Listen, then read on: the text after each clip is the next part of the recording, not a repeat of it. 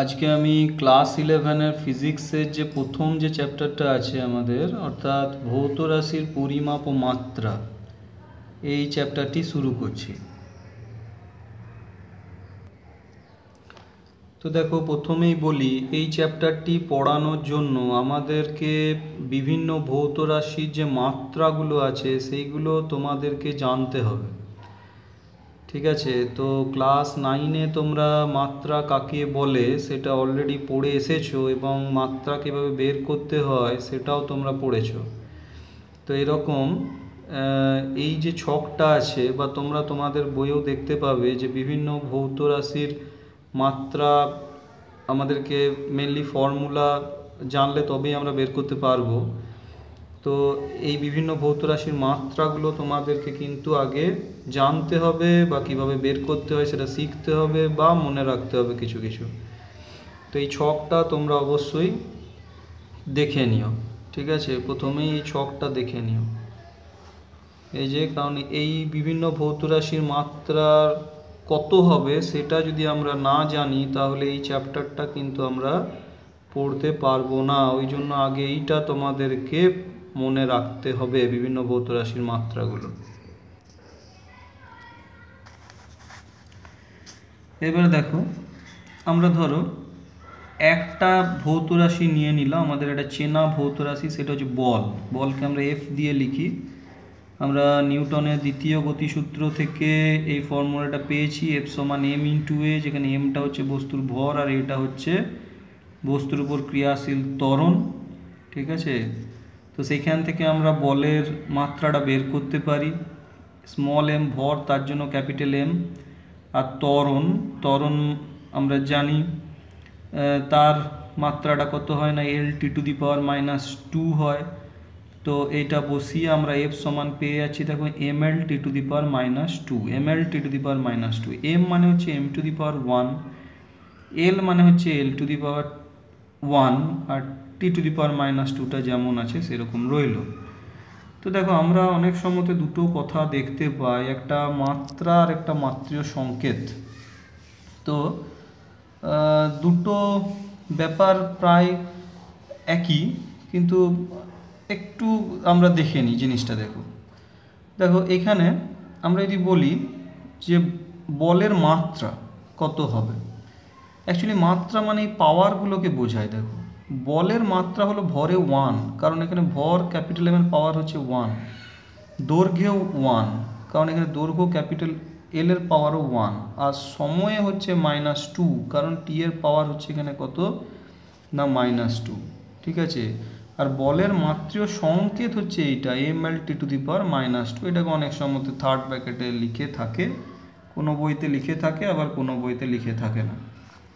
ঠিক আছে, তাহলে যেটা বললাম, দেখো বলের মাত্রা হলো ভরে 1, কারণ এখানে পাওয়ারটা 1, এম এর পাওয়ার 1, দৈর্ঘ্যে 1, কারণ এল এর পাওয়ারও 1, আর সময়ে হচ্ছে -2, কারণ টি এর পাওয়ার হচ্ছে -2।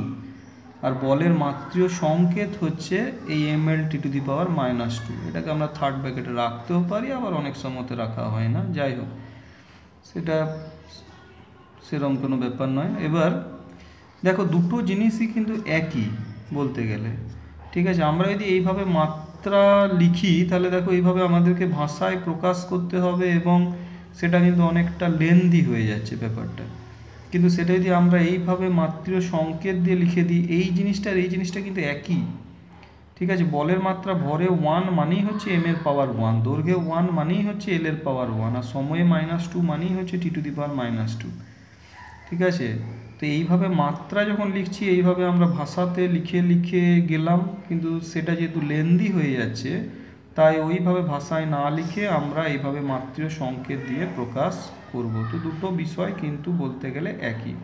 সেই কারণেই বইতে মাত্রা বলতে এই M L T to the পাওয়ার -2টাকেই বুঝিয়েছে, কিন্তু সেটা অ্যাকচুয়ালি মাত্রীয় সংকেত। কিন্তু বলতে গেলে মানে মাত্রা যেহেতু এইভাবে আমরা ভাষায় প্রকাশ করছি, তো সেই ভাষায় প্রকাশ না করে সাংকেতিক আকারে যেটা লিখলাম সেটা হচ্ছে মাত্রীয় সংকেত, আর ওটাই হচ্ছে বলতে গেলে মাত্রা। তাই দুটো বিষয় প্রায় খুব কাছাকাছি আর কি।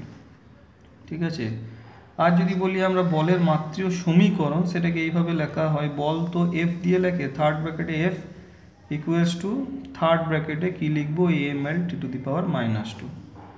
বেশ, তো এরপরে তোমাদেরকে যেটা করতে হবে, আমি ওই যে ছকটা দেখালাম একটু আগে, তো ওই ছকে যে বিভিন্ন ভৌত রাশিগুলো আছে তাদের মাত্রাগুলো তোমাদেরকে বের করতে শিখতে হবে, ঠিক আছে। আর কিছু কিছু ক্ষেত্রে অবশ্যই মনে রাখতে পারলে তো খুবই ভালো হয়। এবার দেখো নেক্সট যে বিষয়টা, তার নাম হচ্ছে মাত্রা বিশ্লেষণ। তো মাত্রা বিশ্লেষণ ব্যাপারটা কি, দেখো বলছে প্রাথমিক রাশিগুলির ওপর কোনো ভৌত রাশির নির্ভরতা অনুসন্ধান করা, এর নাম হচ্ছে মাত্রা বিশ্লেষণ। অর্থাৎ এইখানে এই যে বল এফটা ভরের উপর কিভাবে নির্ভর করে, এই যে ভরের উপর কিভাবে নির্ভর করছে না, এফ হচ্ছে ভরের সাথে সমানুপাতিক, অর্থাৎ এফ ভ্যারিজেস m⁻⁴। তারপরে এফ দেখো দৈর্ঘ্যের সাথেও সমানুপাতিক, অর্থাৎ এফ ভ্যারিজেস l⁻⁴, ঠিক আছে। আর সময়ের সাথে এফ এর সম্পর্কটা কীরকম না, এফ ভ্যারিজেস t⁻⁻²। তাহলে এই যে এম, এল আর টি, এই রাশিগুলোর উপর বল এফটা কিভাবে ডিপেন্ড করবে সেটা খুঁজে বের করা, তার নামই হচ্ছে মাত্রা বিশ্লেষণ। তো এই মাত্রা বিশ্লেষণের সাহায্যে আমরা কয়েকটা কাজ করতে পারি। যেমন একটা সমীকরণ নির্ভুল কিনা সেটা আমরা পরীক্ষা করে দেখতে পারি মাত্রা বিশ্লেষণের সাহায্যে, ঠিক আছে। আচ্ছা, বিভিন্ন ভৌত রাশির পারস্পরিক সম্পর্ক এটা নির্ণয় করতে পারি মাত্রা বিশ্লেষণের সাহায্যে। আর কোনো ভৌত রাশির মান একটি একক পদ্ধতি থেকে অন্য একক পদ্ধতিতে রূপান্তর করা, এই কাজটাও আমরা মাত্রা বিশ্লেষণের সাহায্যে করতে পারি। তো সেইগুলোই আমরা একে একে এর পরে দেখে যাব। তো মাত্রা বিশ্লেষণের এই তিনটে প্রয়োগ আমরা একটা একটা করে উদাহরণ দিয়ে দেখাবো এরপরে, ঠিক আছে। আরেকটা বিষয় দেখো, সেটা হচ্ছে সমমাত্রিক নীতি। আর একটা বিষয় হলো সমমাত্রিক নীতি। এটা কি না, কোনো সঠিক সম্পর্ক বা সমীকরণের দুটি দিকের মাত্রা সবসময় অভিন্ন হয়। অর্থাৎ একটা সমীকরণ যদি, একটা সম্পর্ক যদি ঠিক থাকে, তাহলে ওই সম্পর্ক বা ওই সমীকরণটার দুদিকের মাত্রা কিন্তু একই হবে। এটাকে সমমাত্রিক নীতি বলে। এবার আমরা তো এটা তো আমরা প্রয়োগ করবই সব সময়তেই সমমাত্রিক নীতিটা। তো মাত্রা বিশ্লেষণের এই যে প্রয়োগগুলো আমি বললাম, যে প্রথমেই হচ্ছে কোনো সমীকরণ নির্ভুল কিনা পরীক্ষা করা, সেটা আমরা ফার্স্টে একটা উদাহরণের মাধ্যমে দেখি। দেখো আমাদের একটা চেনা সমীকরণ হচ্ছে এইটা, s equals to ut plus half a t²। নিউটনের গতিসূত্র চ্যাপ্টারে তোমরা পড়েছো। s মানে হচ্ছে সরণ, u মানে হচ্ছে প্রাথমিক বেগ, t মানে হচ্ছে সময়, a মানে হচ্ছে ত্বরণ, আর t মানে হচ্ছে আবার সময়। তো এই সমীকরণটা আমরা জানি এটা একটা সঠিক সম্পর্ক, ঠিক আছে। তো এটাকে মাত্রাগতভাবে এটা নির্ভুল কিনা সেইটা আমাদেরকে দেখাতে হবে। অর্থাৎ মাত্রাগতভাবে নির্ভুল মানে কি, এই সমীকরণটার তখনই সঠিক হবে যদি সমীকরণটা দুদিকের মাত্রা একই হয়। তো এই সমীকরণটা দুদিকের মাত্রা একই হচ্ছে নাকি সেটা আমরা দেখব।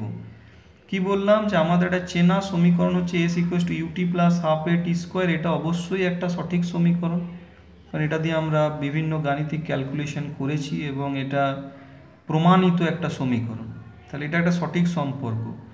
তো এইটা মাত্রাগতভাবে নির্ভুল আছে কিনা সেটা আমরা দেখি। মাত্রাগতভাবে নির্ভুল মানে কি না, এই সমীকরণটা দুদিকের মাত্রা কি হতে হবে না, একই থাকতে হবে। তো সেটা হচ্ছে নাকি আমরা সেটা দেখব, ঠিক আছে। সেটা হচ্ছে নাকি সেটা দেখব।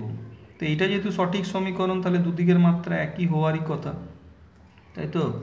তাহলে প্রথমে দেখো আমরা বলছি বাঁ দিকটা LHS, সেখানে এস আছে, এস এর ডাইমেনশন মানেই মাত্রা, ডাইমেনশন এস, সরণের মাত্রা কত হয় না, এল হয়, ঠিক আছে।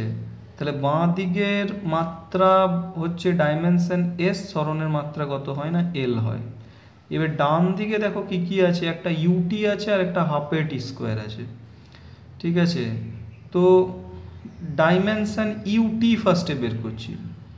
তো ইউ ডাইমেনশন ইউটি মানে হচ্ছে ইউ এর মাত্রা কত না বেগ, তো L T to the power -1 into small T মানে হচ্ছে সময়, তার মাত্রা হচ্ছে টি, টি এল T to the power -1 into T করলে দেখো কত আসছে না এল আসছে।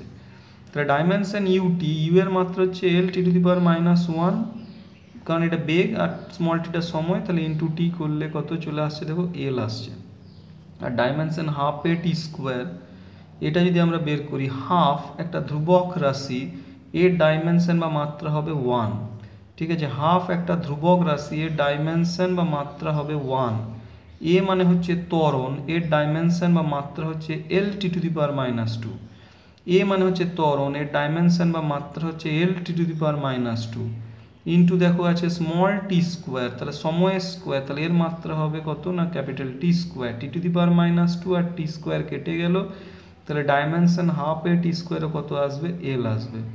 তাহলে আমরা দেখতে পাচ্ছি দেখো বাঁ দিকের ডাইমেনশন বা মাত্রা এল এলো, আর ডান দিকেরও দুটো আলাদা আলাদা রাশির মাত্রাও কত এলো না এল এলো। এর মানে হচ্ছে সমীকরণটির বাঁ দিকের মাত্রা আর ডান দিকের মাত্রা একই, অর্থাৎ এল। সুতরাং s equals to u t plus half a t square, এই সমীকরণটি মাত্রাগতভাবে নির্ভুল আছে, এটা আমরা বলতে পারি। তাহলে সমীকরণটার বাঁ দিকের মাত্রাও এল, আর ডান দিকের যে দুটো আলাদা আলাদা রাশি আছে, একটা ইউটি আর একটা হাফ এ টি স্কোয়ার, দুটোরই মাত্রা আলাদা আলাদাভাবে এলই এলো। তাহলে সমীকরণটির বাঁ দিকের মাত্রা ডান দিকের মাত্রা দুটোই সেম হলো এল।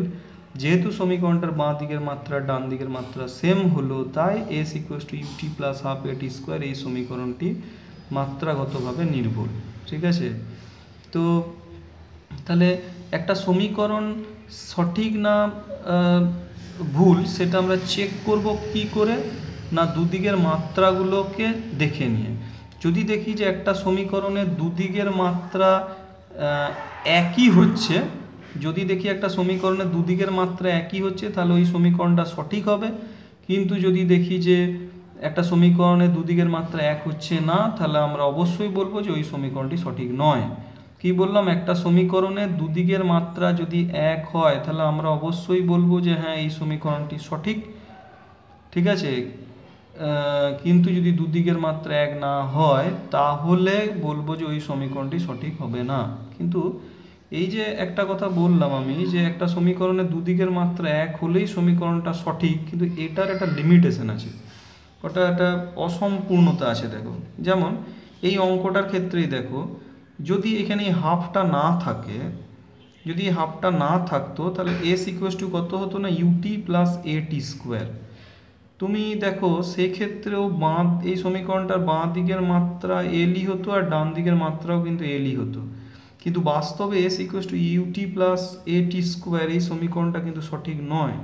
সুতরাং এইটা মাত্রা বিশ্লেষণের একটা অসম্পূর্ণতা আমরা বলতে পারি, ঠিক আছে, যে দুদিকের মাত্রা একই হলো কিন্তু তবুও সমীকরণটা কিন্তু প্র্যাকটিক্যালি ঠিক নয়। কি বললাম, এখানে এই যে হাফটা যদি না থাকতো, তাহলে সমীকরণটার রূপটা হয়ে যেত UT plus half a t square. সেক্ষেত্রেও তুমি এই নিয়মে চেক করে দেখো, দেখো তোমরা এই নিয়মে চেক করে দেখো, দেখো বাঁ দিকের যে মাত্রাটা আছে সেটাও আসছে এল, আর এই সমীকরণটা ডান দিকে যে মাত্রাটা আসছে সেটাও হচ্ছে এল। তাহলে এই সমীকরণটা দুদিকের মাত্রা এল হচ্ছে ঠিকই, কিন্তু বাস্তবে s equals to u t plus a t square, এই সমীকরণটা কিন্তু বাস্তবে বা প্র্যাকটিক্যালি এটা কিন্তু সঠিক নয়। তাহলে দুদিকের মাত্রা মিলে যাচ্ছে কিন্তু বাস্তবে সমীকরণটা কিন্তু সঠিক হচ্ছে না। তাহলে এটা হচ্ছে মাত্রা বিশ্লেষণের একটা অসম্পূর্ণতা বলতে পারি। তাহলে আমরা যেটা পেলাম দেখো, যে একটা সমীকরণের দুদিকের মাত্রা যদি সমান না হয়, তাহলে সেই সমীকরণটা তো কখনোই সঠিক হবে না, ঠিক আছে। একটা সমীকরণের দুদিকের মাত্রা যদি সমান না হয়, তাহলে সেই সমীকরণটা কখনোই সঠিক হবে না, সেটা একটা ভুল সমীকরণ।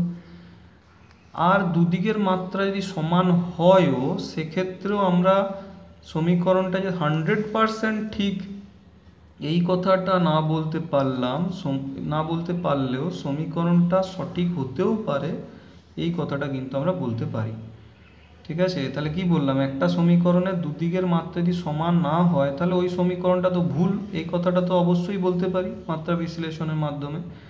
আর যদি দুদিকের মাত্রা সমান হয়ও, তাহলেও সমীকরণটা যে 100% ঠিক এই কথাটা না বলতে পারলেও আমরা বলতে পারি যে হ্যাঁ সমীকরণটা সঠিক হতেও পারে, এই কথাটা আমরা বলতে পারি।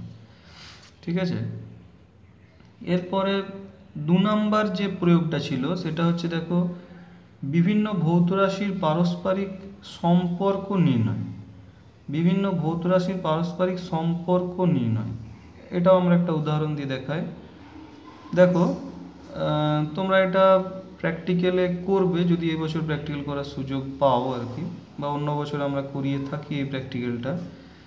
সেটা হচ্ছে সরল দোলক কাকে বলে।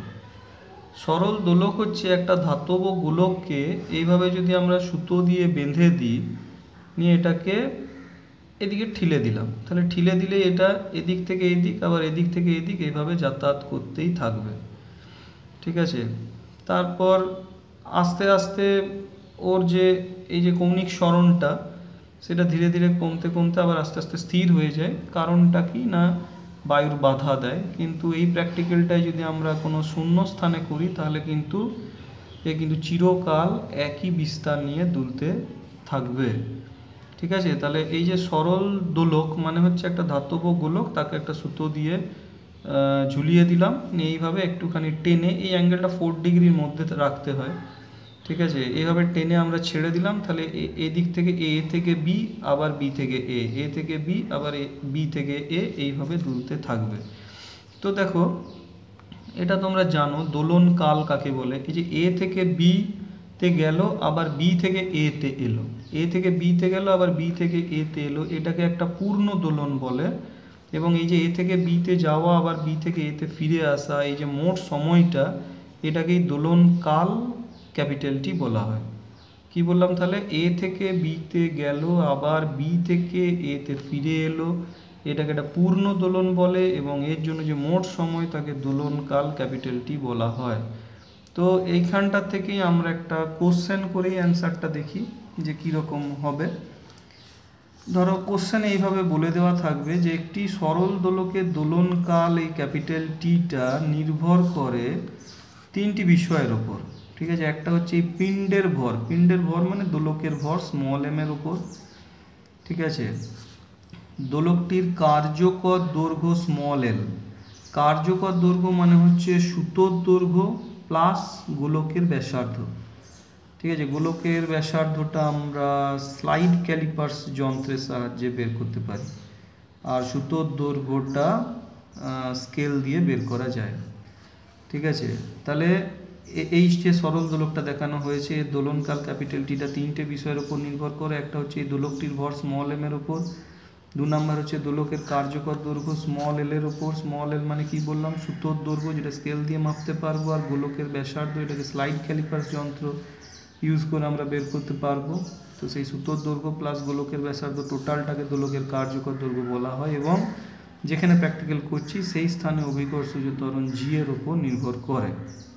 ঠিক আছে, তো এইখানে যেটা করতে দেওয়া হয়, যে দেখো বলেছে বিভিন্ন ভৌত রাশির পারস্পরিক সম্পর্ক নির্ণয়, অর্থাৎ এখানে টি এম এল জি বা টি এর সাথে এম এল জি এর কি সম্পর্ক সেইটা আমাদেরকে খুঁজে বের করতে হবে। অর্থাৎ টিটা এম এল এবং জি এই 3টি রাশির ওপর কিভাবে নির্ভর করে, মাত্রা বিশ্লেষণের সাহায্যে টি এর একটি রাশিমালা বের করতে হবে। মাত্রা বিশ্লেষণের সাহায্যে টি এর একটি রাশিমালা বের করতে হবে, অর্থাৎ টি দোলনকালটা এম এল আর জি এর উপর কীভাবে নির্ভর করে সেই একটা সম্পর্ক আমাদেরকে মাত্রা বিশ্লেষণের সাহায্যে নির্ণয় করতে হবে।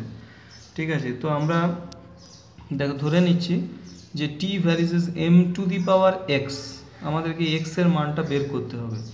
T varies L to the power Y, আমাদেরকে ওয়াই এর মানটা বের করতে হবে। আর T varies G to the power Z, আমাদেরকে এই জেড এর মানটাও বের করতে হবে। 3টেকে যদি একত্রিত করে লিখি তাহলে টি ভ্যারিজেস হবে M to the power x, L to the power y, G to the power z. ঠিক আছে, টি ভ্যারিজেস হবে M to the power x, L to the power y, G to the power z. আমরা যদি এখানে একটা সমান চিহ্ন দিই তাহলে আমাদেরকে একটা ধ্রুবক দিয়ে গুণ করতে হবে, সেই ধ্রুবকটা হচ্ছে কে। তাহলে টি সমান হয়ে গেল K into M to the power X into L to the power Y into G to the power Z, এটাকে ইকুয়েশন 1 দিচ্ছি। এখানে কে হচ্ছে একটা মাত্রাহীন ধ্রুবক, কে হচ্ছে একটা মাত্রাহীন ধ্রুবক, ঠিক আছে, যার মাত্রা নেই, মাত্রাহীন ধ্রুবক, কে মাত্রাহীন ধ্রুবক, তাহলে এর মাত্রা কত না 1। কে একটা মাত্রাহীন ধ্রুবক, তাহলে এর মাত্রা কত ধরবো না 1 ধরবো, ঠিক আছে। এবার যেটা করতে হবে দেখো, এই যে ইকুয়েশন 1 আমরা পেয়েছি, T equals to K into M to the power X into L to the power Y into G to the power Z. এখানে বিভিন্ন রাশিগুলির আমরা মাত্রা বসাবো। তো টি মানে হচ্ছে সময়, তাহলে তার মাত্রা ক্যাপিটাল টি, টি মানে সময়, তার মাত্রা ক্যাপিটাল টি বসালাম। কে একটা মাত্রাহীন ধ্রুবক, যেহেতু মাত্রা নেই তাহলে এর জায়গাতে 1 বসাবো। কে একটা মাত্রাহীন ধ্রুবক, যেহেতু মাত্রা নেই তাই 1 বসাবো। স্মল এম মানে ভর, ভরের মাত্রা ক্যাপিটাল এম, তাহলে capital M to the power X. Small M মানে ভর, এর মাত্রা ক্যাপিটাল এম, তাহলে capital M to the power X. Small L হচ্ছে দৈর্ঘ্য, এর মাত্রা ক্যাপিটাল এল, তাহলে capital L to the power Y. Small L দৈর্ঘ্য, এর মাত্রা ক্যাপিটাল এল, তাহলে capital L to the power Y.